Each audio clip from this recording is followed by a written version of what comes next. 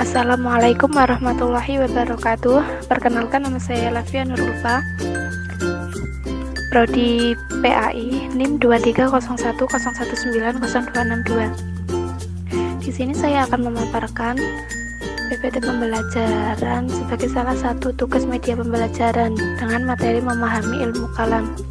Langsung saja ke materi. Pengertian ilmu kalam. Secara harfiah, kata kalam berarti pembicaraan.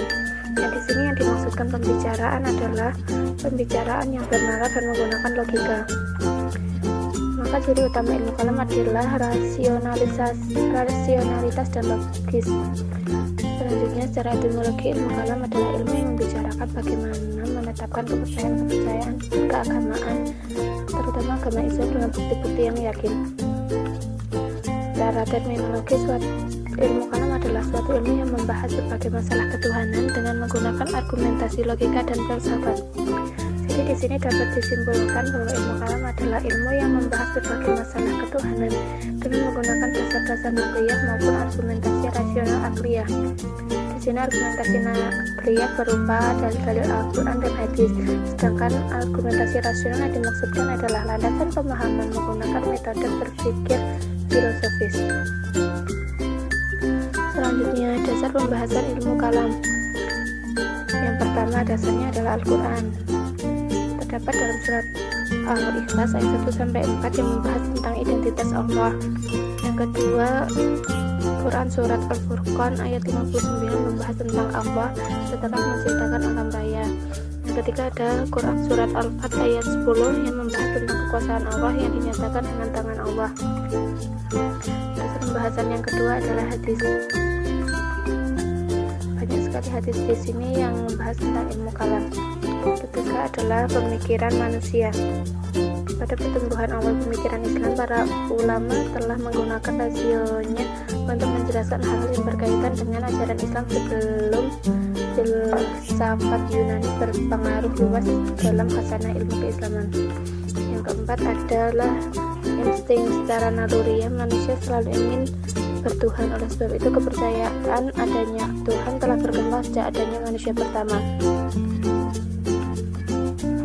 Selanjutnya, fungsi ilmu kalam di sini ada 4. Yang pertama, untuk memperkuat, membela, dan menjelaskan agama Islam. Dengan adanya ilmu kalam ini, kita bisa menjelaskan, memperkuat, membelanya dari berbagai penyimpangan yang tidak sesuai dengan ajaran Islam. Fungsi yang kedua adalah menolak akidah yang sesat dalam berusaha menghindari tantangan-tantangan dengan cara memberikan penjelasan duduk perkaranya. Selanjutnya, membuat suatu garis kritik sehat berdasarkan logika. Dengan ilmu kalam juga bisa memulihkan kembali ke jalan yang murni, pembaharuan dan perbaikan terhadap ajaran-ajaran yang sesat. Fungsi yang ketiga adalah sebagai ilmu yang mengajak orang yang baru mengenal rasio sebagai upaya mengenal Tuhan.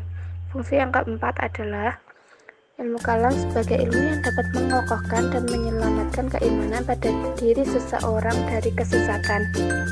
Karena dasar argumentasi ilmu kalam adalah rasio yang didukung dengan Al-Quran dan hadis. Jadi sekuat apapun kebenaran rasional akan dibatalkan jika memang berlawanan dengan Al-Quran dan hadis.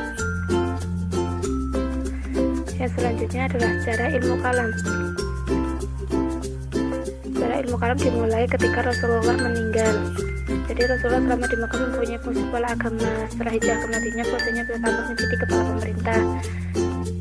Lalu setelah wafat, Rasulullah digantikan oleh Abu Bakar, lalu Umar bin Khattab, selanjutnya digantikan Utsman bin Affan.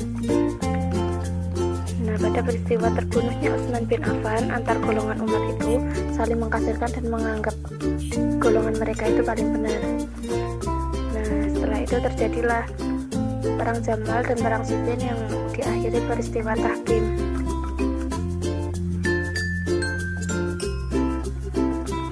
Selanjutnya, hubungan ilmu kalam dengan ilmu lainnya. Di sini terdapat beberapa hubungan ilmu kalam dengan ilmu lainnya, antara lain hubungan ilmu kalam dengan ilmu fikih. Jadi ilmu kalam dan ilmu fikih itu sasarannya kepada soal-soal kepercayaan atau akidah, sedangkan fikih itu sasarannya kepada hukum-hukum perbuatan lahiriah atau mukallaf. Namun di sini dihukumkan ilmu kalam dapat menguatkan akidah dan syariah, sedangkan ilmu fikih berusaha mengambil hukum sesuatu yang tidak dijelaskan oleh Allah. Yang kedua, hubungan ilmu kalam dengan ilmu tasawuf. Aslinya, ilmu kalam dan ilmu tasawuf, objek keduanya ilmu itu membahas masalah yang berkaitan oleh ketuhanan. Namun hanya bedanya, objek kajian ilmu kalam adalah ketuhanan dan segala sesuatu yang berkaitan dengannya. Sedangkan objek kajian tasawuf adalah Tuhan, yakni upaya-upaya pendekatan terhadapnya. Hubungan ilmu kalam dengan ilmu falsafah. Keduanya ini memiliki hubungan karena pada dasarnya ilmu kalam adalah ilmu keagamaan, sedangkan filsafat Islam adalah pembuktian intelektual melalui pengamatan dari kajian langsung.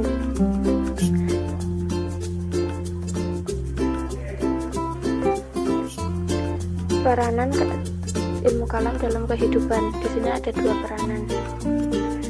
Peranan yang pertama yaitu untuk memahami kembali makna ajaran Islam dengan argumen logika yang benar.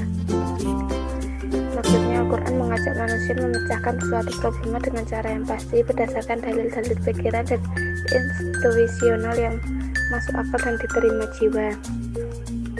Ini sangat didukung Quran surat Al-Imran ayat 190-191, yang artinya sesungguhnya dalam penciptaan langit dan bumi dan silih bergantinya siang dan malam terdapat tanda-tanda bagi orang berakal. Dan di sini dapat dijelaskan bagaimana kita memahami ajaran Islam dengan argumen logika yang benar. Peranan ilmu kalam dalam kehidupan yang kedua yaitu memahami keberagaman keyakinan dengan sikap yang toleran. Salah satu sikap yang dapat dikembangkan adalah mengembangkan sikap saling memahami posisi masing-masing. Nah, di sini dapat disimpulkan bahwa ilmu kalam adalah ilmu yang membicarakan bagaimana menetapkan kepercayaan keagamaan, terutama agama Islam, dengan bukti-bukti yang yakin. Ilmu kalam sendiri berfungsi sebagai ilmu yang dapat mengokohkan dan menyelamatkan keimanan pada diri seseorang dari kesesatan.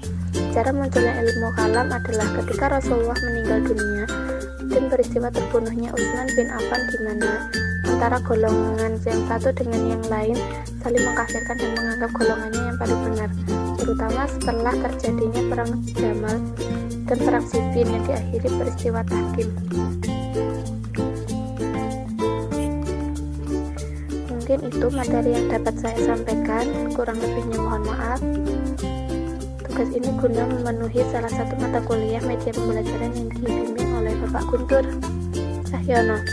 Bila ada yang ingin bertanya, langsung saja tulis di komentar. Terima kasih. Wassalamualaikum warahmatullahi wabarakatuh.